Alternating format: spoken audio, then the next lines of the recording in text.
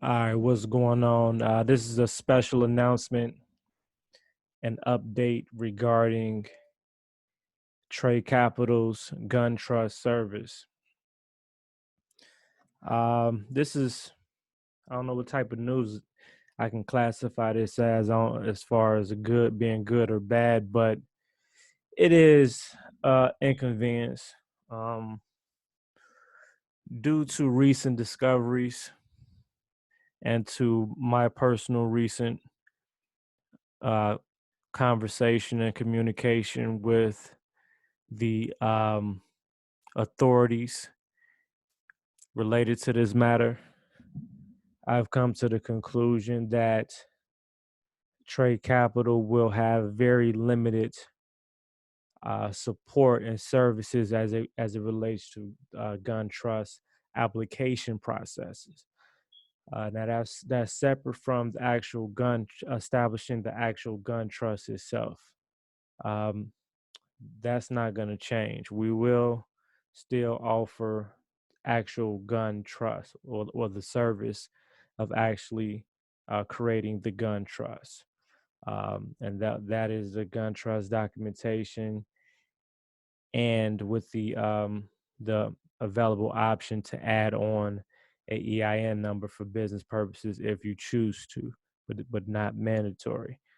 Um, but due to the recent discoveries as far as what's going on currently with the processing of the applications, as far as the timeline and standard turnaround time, and the um, dramatically increased um, amendment or firearm assignment or cost per firearm or gun it's too much.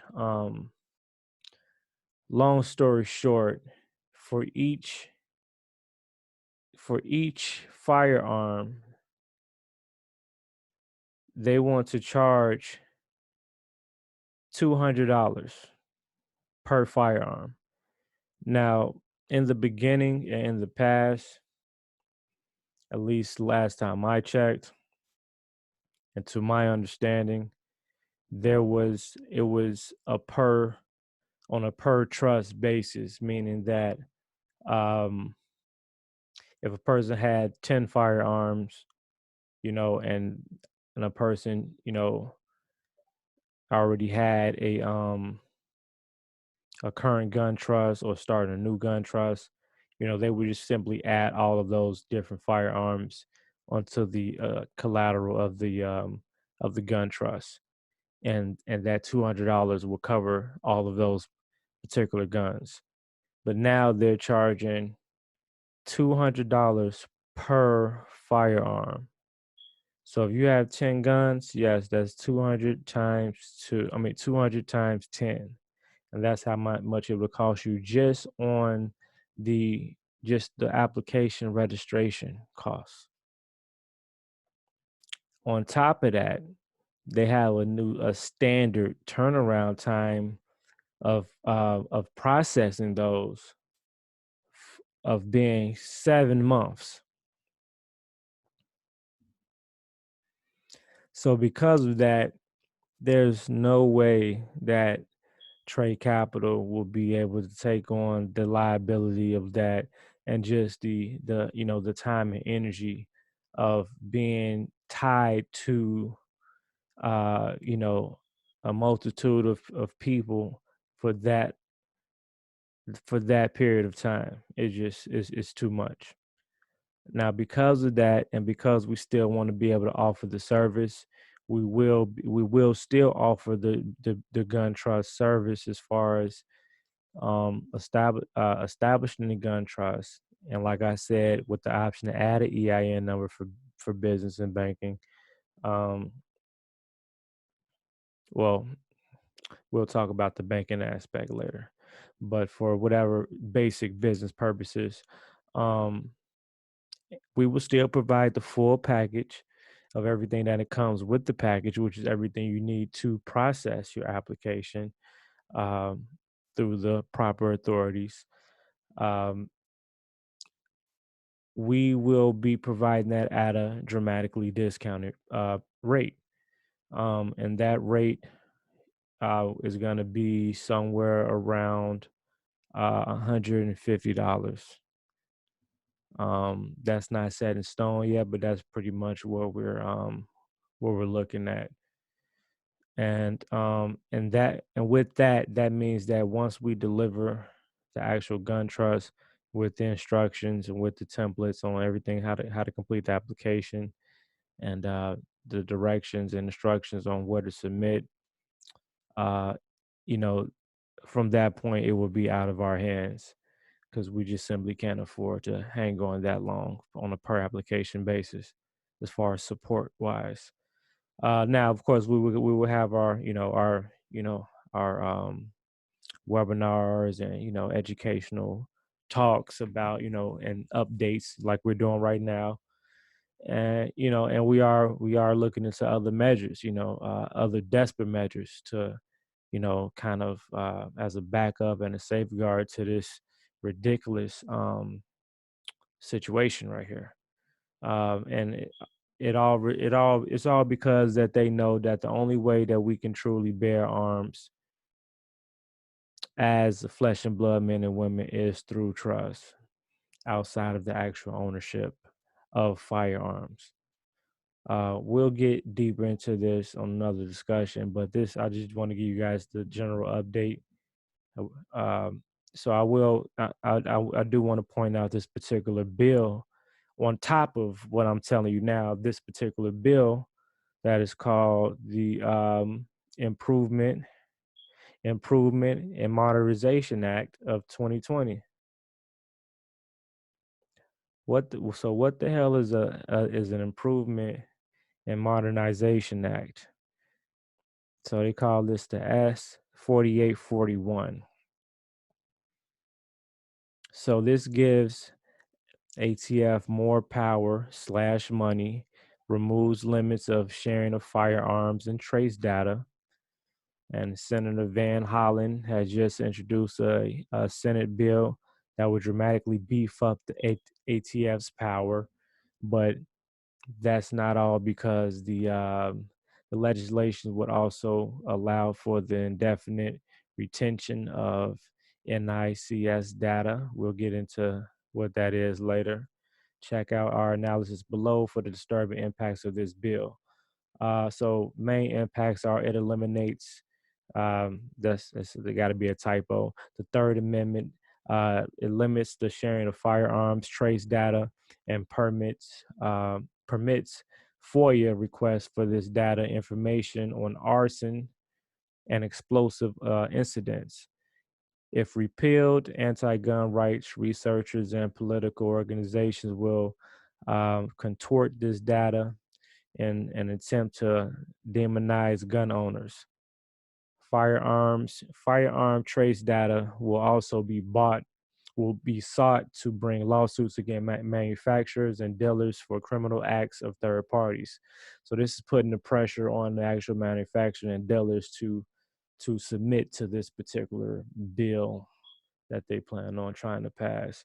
Eliminates salary and expenses caps for ATF functions, missions, and activities, while also permitting ATF to farm out its workload to other government agencies, permitting funding increases and fungibility of assignment would mean granting the federal government the power to massively expand its abuse of firearms, firearm dealers, and to score and definitely retain the NICS data. Allows for the indefinite retention of NICS check data. Okay, the impacts on gun dealers and buyers. Changes the FFL license revocation standard for violation of FFL requirements from willfully to knowingly, making it easy to revoke FFLs and to deny applications. It allows ATF to compel gun dealers to participate in random physical inventory and record inspections. to, in conjunction with changing the revocation standard. This means that if something in dealer in a dealer inventory or records is off, even if only temporarily, but the dealer was aware of the situation, it would be easier if for FTA to revoke the dealer's license and deny it upon reapplication. It also allows the government to deny applications for the importation of um, I don't even know what that word is, and relics, and applications for the importation of shotguns, prevents collectors from importing firearms that are almost never used to commit violent crimes, reduces the availability of firearms in the market, increasing the cost of firearms commonly used for hunting, allows ATF to deny FFL applications based on a lack of business activity. Repeal of the restriction on denial means that ATF would be able to arbitrarily determine whether or not someone has the right to be a business owner, allows ATF to search the computer records of FFLs who have gone out of business. Hell no. Once a dealer has gone out of business, they are no longer federal firearm licensees. Um, and should therefore have no further record keeping obligation under the GCA. But this bill would uh, would um, would impliedly require them to continue maintaining transaction records. Anyway, man.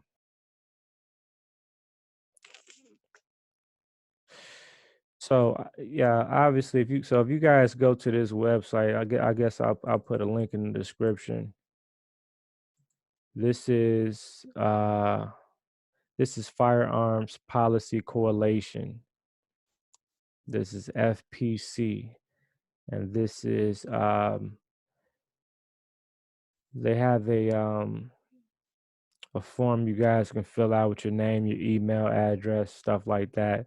I guess to help fight against this particular bill being passed or whatever. I definitely think this is something to entertain, just to make things a lot easier for us, moving forward in the private in the future, even though, this is their game in their ballpark. But when it relates to firearms and, and arms rather, because, they added the word fire to arms, and that's how they kind of controlled the word and the legality of it. So this is one of those things where we need to pay close attention to. And ironically, who your so-called new president has a very heavy dealing in this matter. If you guys do your research, but we're not getting into that in this particular video either. This is just a brief update, and we're gonna get deeper into this later, and there's more specifics. Um, but for those that are looking to establish that gun trust, uh, you definitely can give us a call, 888-597-8825, extension 101.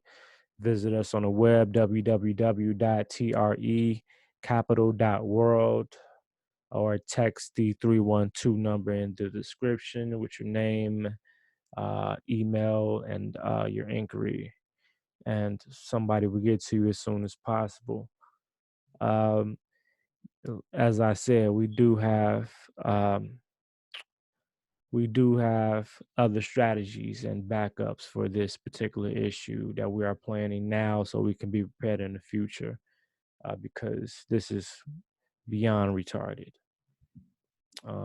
But that particular service will be limited to our very close people that we are a very close partnership and relationship with, and and that are a part of the family tribe.